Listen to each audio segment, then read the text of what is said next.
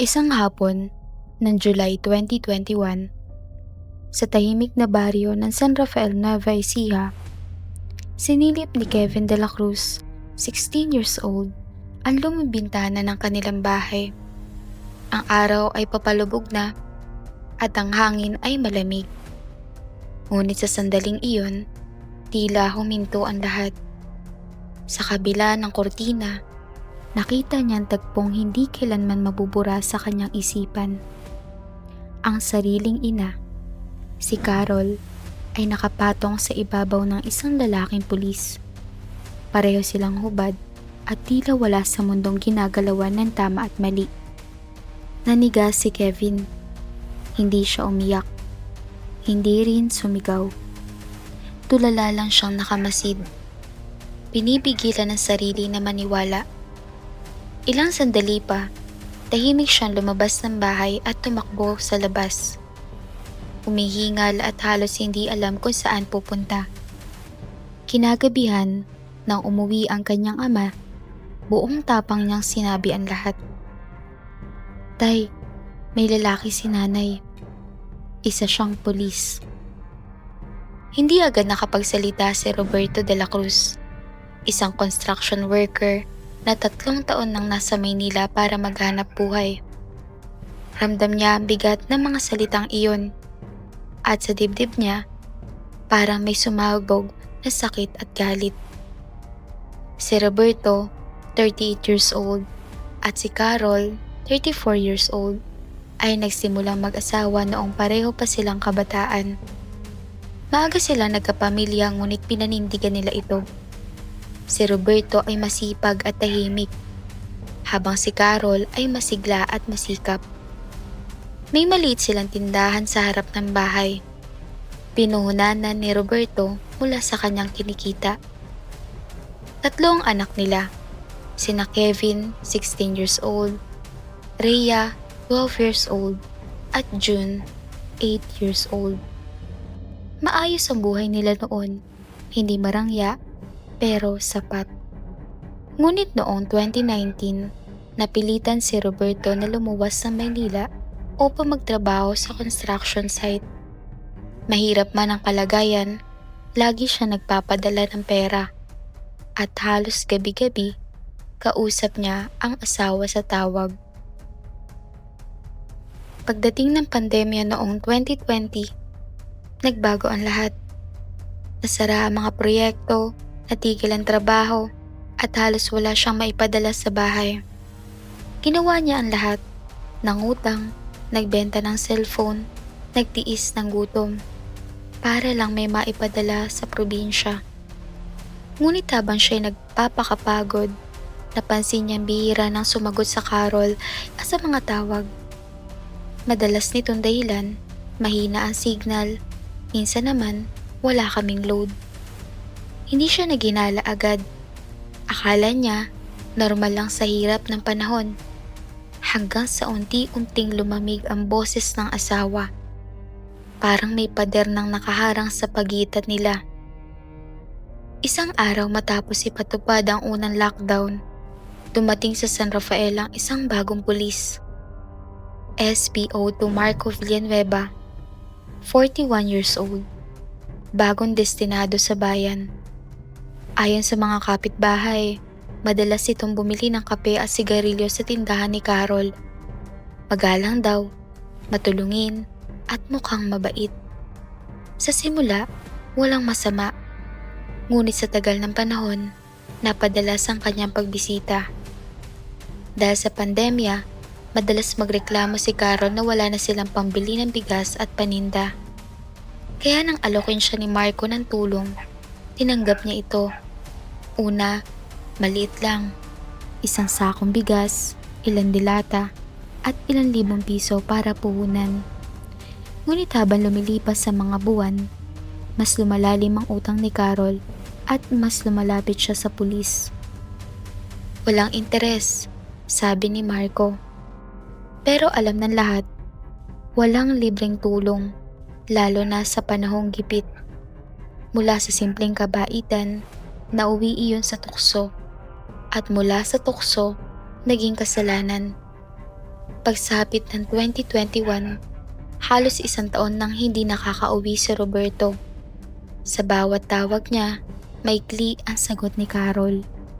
Asikasuhin mo na lang ang mga bata, huwag na ako.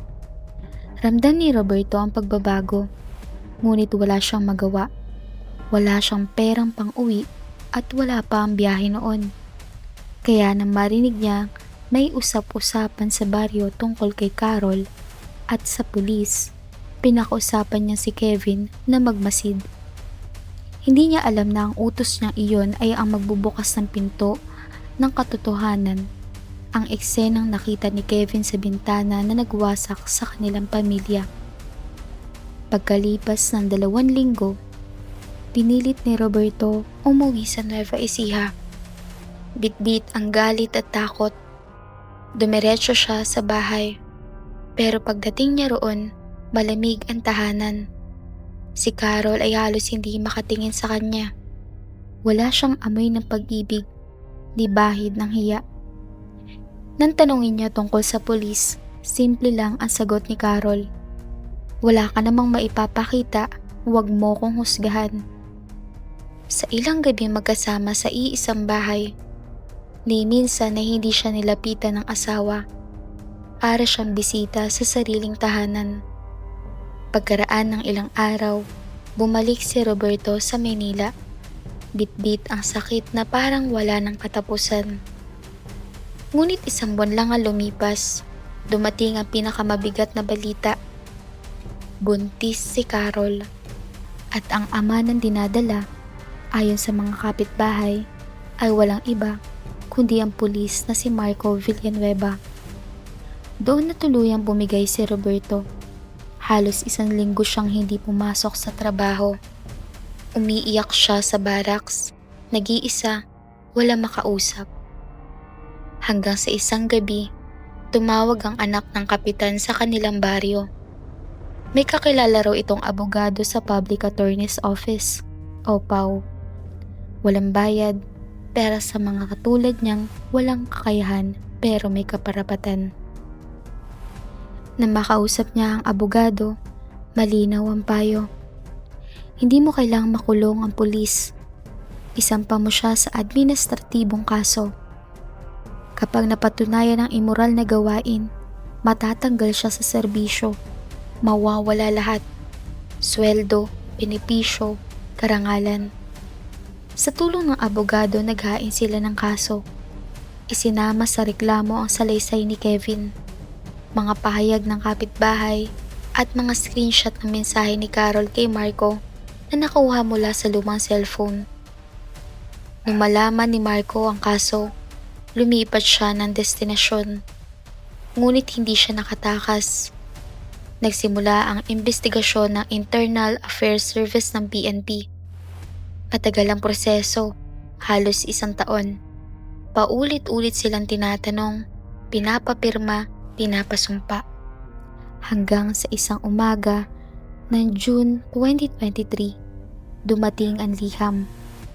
Nakaupo si Roberto sa ilalim ng puno ng mangga nang basahin niya ang liham mula sa PNP. Nanginginig ang kamay niya. Si SPO2 Marco Villanueva ay napatunayan nagkasala sa grave misconduct at conduct unbecoming of a police officer. Tanggal sa serbisyo, walang pensyon, walang benepisyo, walang karapatang muling makapaglingkod sa pamahalaan. Tahimik lang si Roberto. Walang tuwa, walang sigaw. Ngunit sa loob niya, may katahimikang matagal na niyang hinintay. Samantala, si Carol ay tuluyan ng umalis sa bayan. Iniwan ng 3 anak, sumama raw sa ibang lalawigan. Ang pulis naman, ayon sa mga balita, ay iniwan din ng sariling asawa.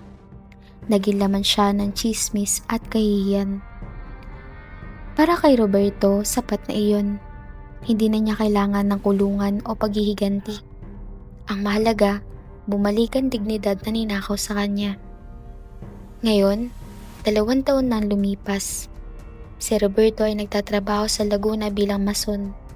Si Kevin ay nagtutuloy ng senior high school.